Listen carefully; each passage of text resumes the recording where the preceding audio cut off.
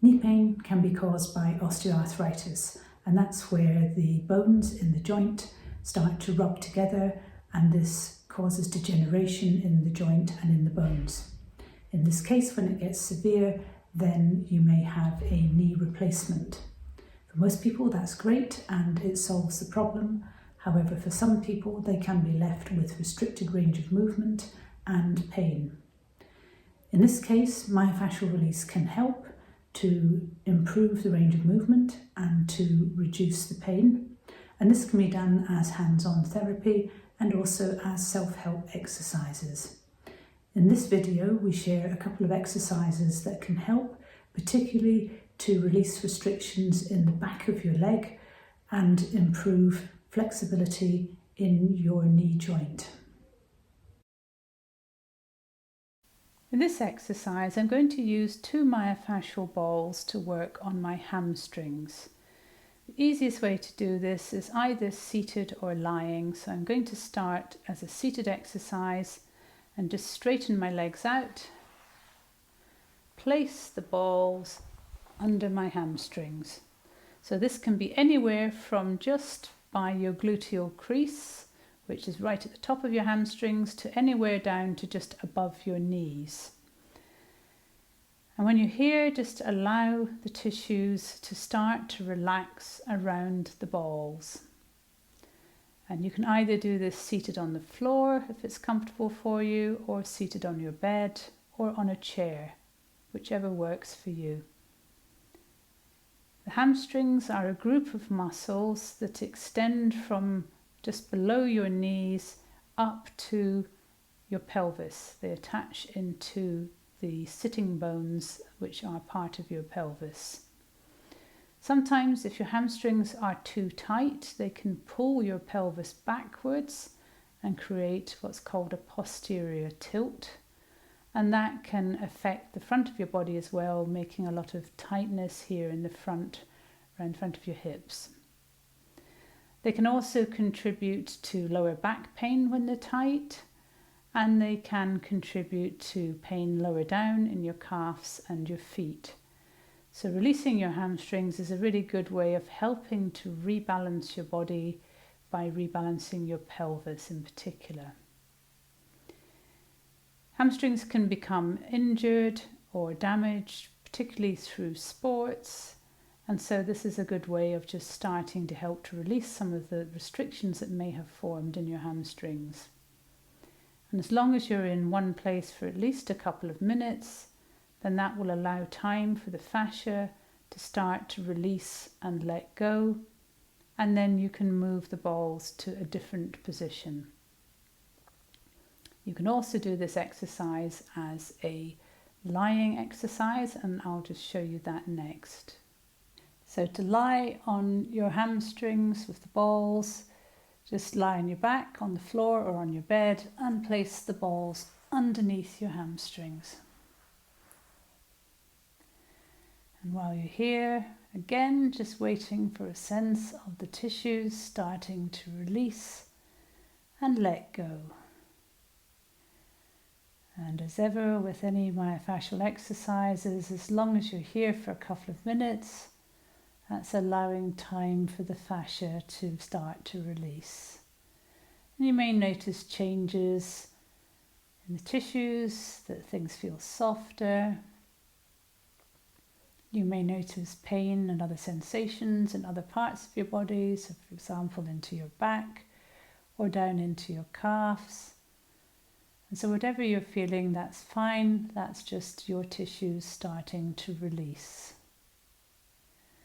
So whichever version works best for you, whether it's seated or lying, it doesn't matter, as long as you're allowing the tissues a couple of minutes in each spot so that the fascia has time to release and let go.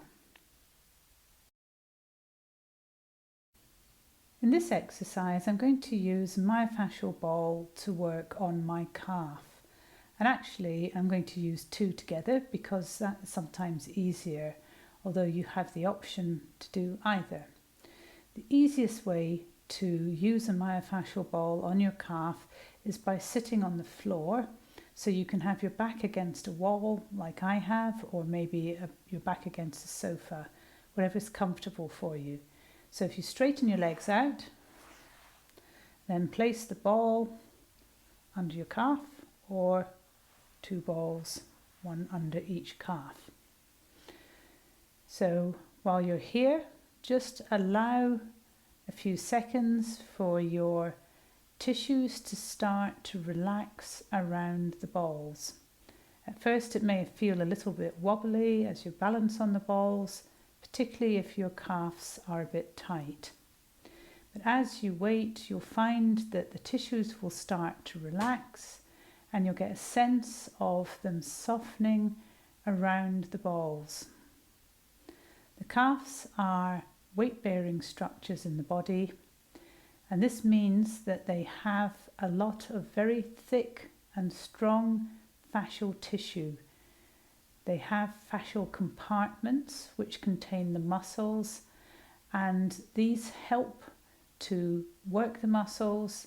It helps to pump blood and other fluids back out of your legs, which either could get stuck there as a result of gravity, and also they help to support your body. So sometimes your calves can get quite tight, and this can be due to maybe exercise, particularly if you're doing weight-bearing exercise or lots of walking or running. And when they get tight, this restricts those fascial compartments, and it can start to create pain that you may feel in the calves themselves. But also very commonly, the pain can travel down from your calves, down through your heels and into the soles of your feet.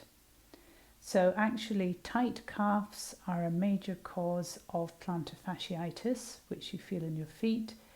So it always helps to work on your calves if you have any pain that you feel in your feet or in your heels.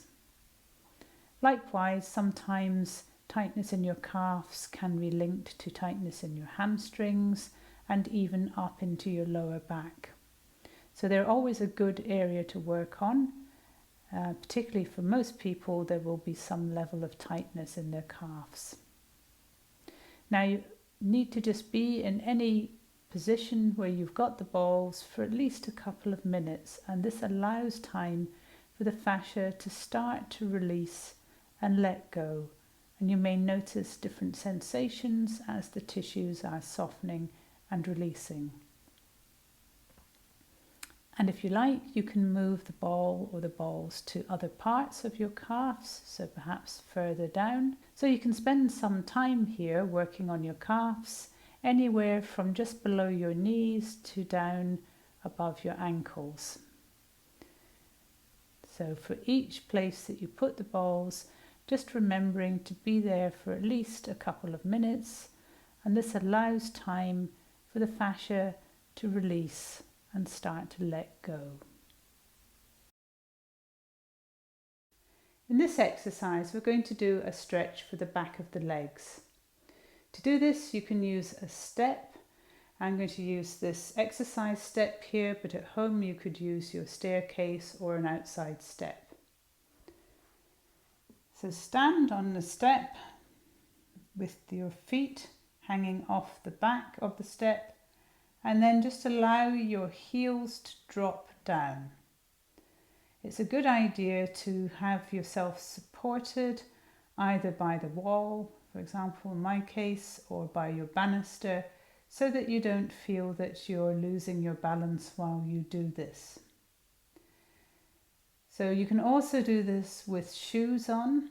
It doesn't have to be with bare feet, and many people find it's much easier if they do this with their shoes on. The main thing is to allow your legs to go heavy so that you can feel your heels dropping down. And this will start to create a stretch in the back line of your body.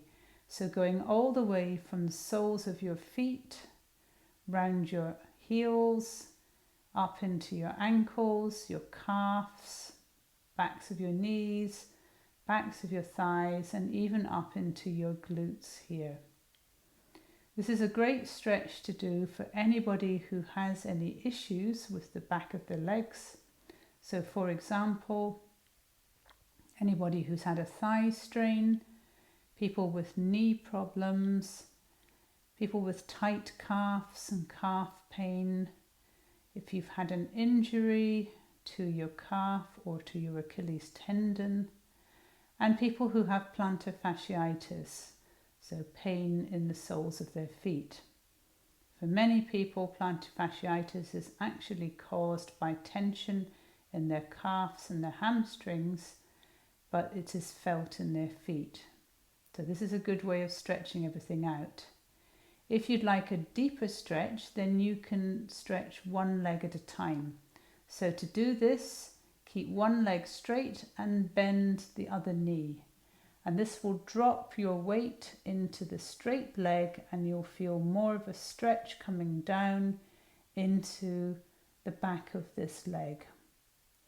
So as with all myofascial stretches, as long as you're here for at least a couple of minutes, then it will be allowing time for the fascia, the muscles, the tissues to be starting to release and let go.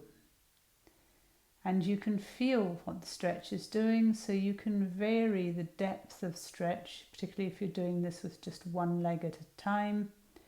And you can swap to the other leg once you've done at least a couple of minutes on one side. Or if this feels too much for you, you just stretch both legs at the same time.